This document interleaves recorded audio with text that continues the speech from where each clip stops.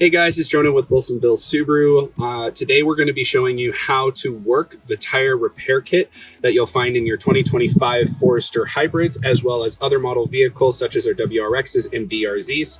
So in the back, you're going to find two pieces. You're going to find your tire inflator. You're also going to find a little goop that goes into the tire and seals all those punctures. It's super easy. All you got to do is line everything up the right way. This flips upside down and clicks right on in there. Everything is going to be underneath where you can have the power box, which every Subaru in the back has one of these, or it's going to have it up in the front. And you have your actual tire inflator with everything attached already. So all of this is going to be able to be used. This piece right here clips right into here.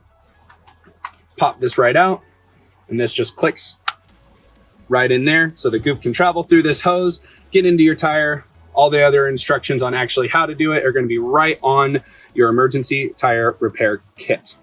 Give us a call if you have any problems, or check out the My Subaru video that's linked as well, where you can figure out how to call My Subaru roadside assistance if you find yourself on the side of the road and need some help. And remember, you also have the SOS button to help you in times of need as well. I'll see you later.